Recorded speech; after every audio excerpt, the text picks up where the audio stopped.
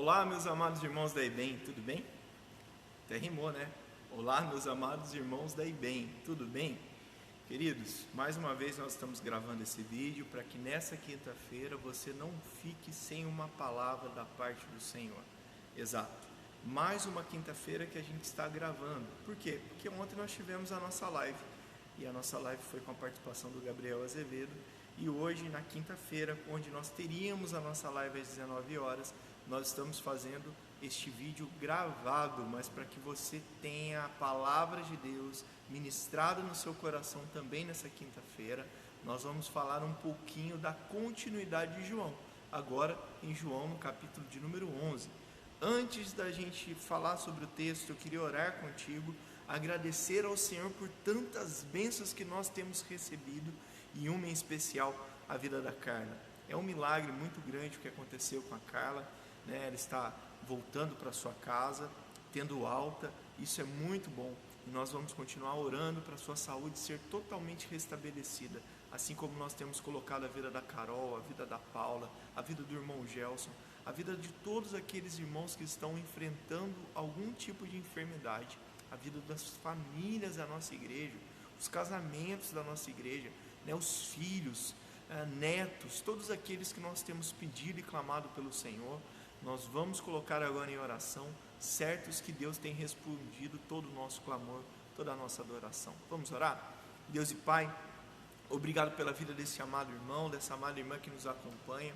Que o Senhor fale a cada coração, ó Pai, poderosamente, através da ministração da Tua Palavra. Que o Teu Santo Espírito encontre lugar nesses corações, nessas casas. E nós colocamos, ó Deus, a vida daqueles que estão enfermos nas Tuas mãos. Agradecemos ao Senhor todas as bênçãos recebidas. E nós clamamos a Ti por aquelas que ainda esperamos. Seja na vida da Carol, seja na vida da Paula, Pai. Na vida do nosso amado irmão Gelson. Seja, Deus, na vida do pequeno Nicolas também, que vai submeter essa cirurgia em março. Abençoa a vida dos Teus filhos. Assim também nós agradecemos pela bênção recebida na vida da Carla. Continua restaurando a sua saúde, ó Pai, dando discernimento também ao seu casamento, à sua família, abençoando em tudo e em todo tempo. Pai, muito obrigado. Essa é a oração que nós fazemos, clamamos a Ti. Continue nos dando direção nesse tempo tão difícil que temos vivido e passado. Talvez, ó Deus, a igreja do nosso tempo, essa igreja do cristianismo deste século, não tenha passado ainda uma turbulência tão grande como essa pandemia. E nós colocamos nas Tuas mãos a vida dos nossos, a vida daqueles que não pertencem à nossa comunidade, a vida de todos aqueles que estão sofrendo. Clamamos a Ti, ó Deus, por esperança, em nome do Teu Filho amado Jesus. Amém e amém. Glória a Deus. Querido, se você puder acompanhar comigo, abra sua Bíblia lá em João, no Evangelho de João, no capítulo de número 11. O Evangelho de João, no capítulo de número 11. Nós vamos falar desse texto tão conhecido, a morte de Lázaro. Exato. Bem, verso de número 3 diz que foram até Betânia. Ou melhor, está aqui no verso de número 1, né? E falar a respeito desse lugar chamado Betânia, onde morava Maria, Lázaro e Marta. Vamos lá. Havia um homem chamado Lázaro. Ele era de Betânia, do povoado de Maria e de sua irmã Marta. E aconteceu que Lázaro ficou doente. Maria, sua irmã, era a mesma que derramara perfume sobre o Senhor e lhe enxugara os pés com os cabelos. Então as irmãs de Lázaro mandaram dizer a Jesus: Senhor, aquele que amas está doente. Ao ouvir isso, Jesus disse: essa doença não acabará em morte, é para a glória de Deus, para que o Filho de Deus seja glorificado por meio dela.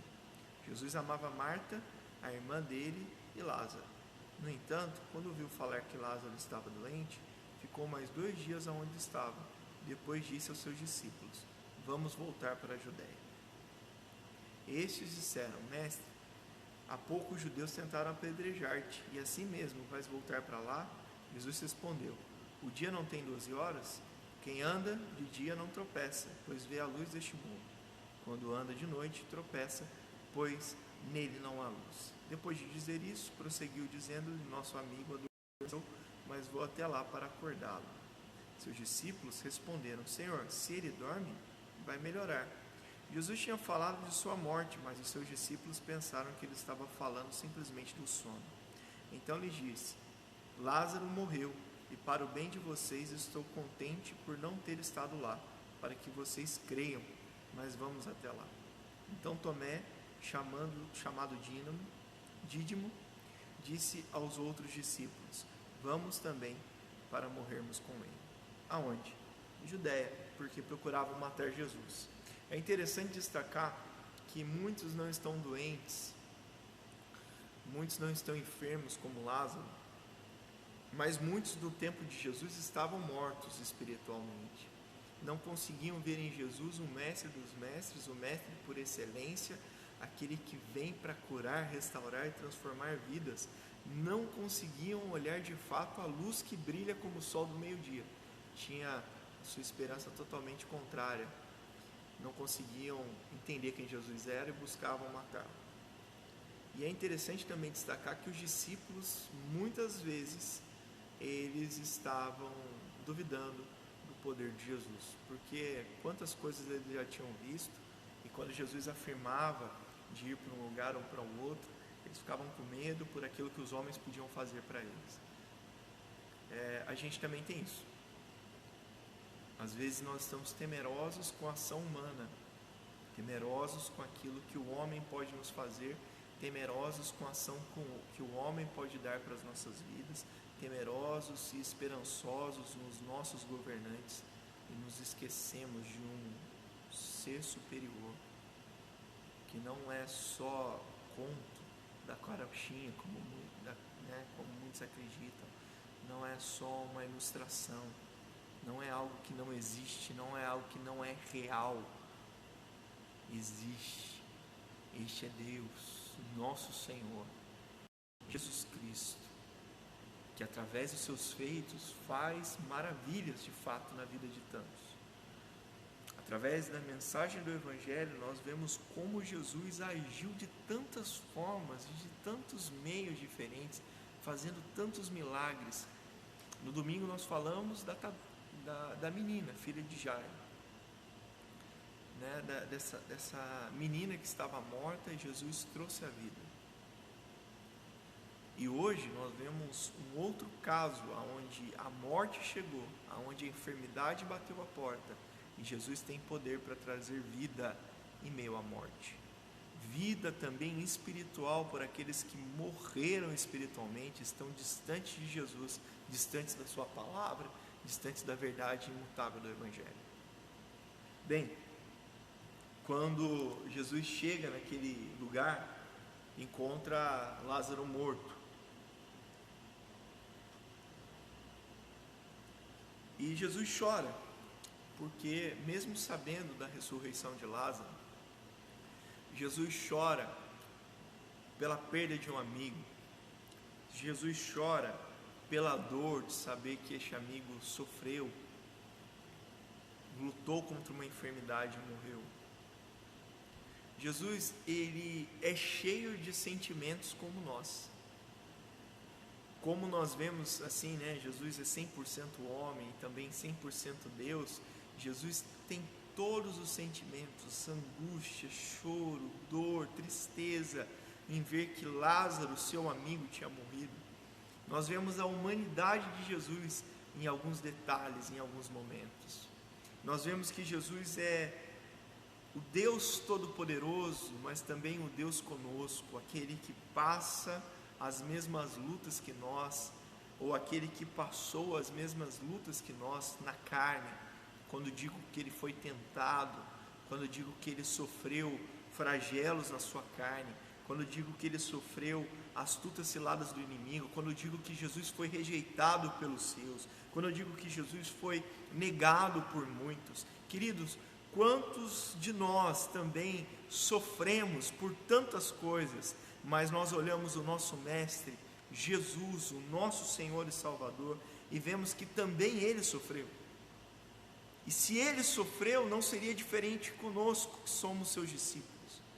Somos perseguidos pelo amor de Jesus. E o apóstolo Paulo vai dizer que por todos os lados somos perseguidos, somos açoitados, somos coagidos, mas não desanimamos. Trazemos em nosso corpo sempre o morrer de Jesus, para que através do morrer em Jesus possa ter vida nos outros e para os outros. E Jesus veio para dar vida no meio de um lugar deste, no meio de uma tristeza como essa, no meio de uma angústia como essa família estava vivendo. Jesus chega para trazer luz e esperança na casa de Lázaro, na vida das suas irmãs. E é exatamente isso que Jesus veio fazer, manifestar a sua glória em meio às lutas, em meio às dores, em meio às trevas, em meio às angústias. E nessa noite, nessa breve palavra, nós não vamos entrar agora na ressurreição de Lázaro, nós não vamos falar deste milagre, nós vamos deixar para um novo momento, na próxima quinta-feira. Vamos trazer aí mais vídeos falando sobre este grande milagre, dessa ressurreição. Mas como introdução, eu queria deixar para você um Jesus que ama, um Jesus que se importa, um Jesus que sofre por mim e por você. Mas não fica só nisso. Um Jesus que vai ao nosso encontro e um Jesus que nos dá esperança e vida eterna. Através da sua morte, nós encontramos vida e salvação em Cristo Jesus. Há dois textos, Efésios capítulo 2, do verso 1 ao 3, e Colossenses no capítulo 2, do verso 13. Nós vamos ver daqueles que estão mortos espiritualmente. E Jesus veio ao seu encontro nessa noite para trazer vida, esperança, vida em abundância para todos nós. Que o Senhor nos ajude, que o Senhor nos guarde, que você tenha uma noite repleta da presença do Senhor na sua casa e na sua família, que Ele fale aos seus corações, meus amados irmãos, poderosamente. Em nome do Teu Filho amado Jesus é que oramos e te agradecemos, Senhor. Amém e amém. Uma semana de bênção, uma semana de vitória. E não se esqueça, no domingo a nossa celebração mudou de horário, vai ser às 18h30, para encerrarmos antes das 20 horas, de acordo com o decreto municipal. Estamos seguindo também essas regras para todo o nosso município. Que Deus te abençoe, querido, te abençoe e guarde a sua casa, guarde os seus, em nome de Jesus. Amém e amém. Fique com Deus.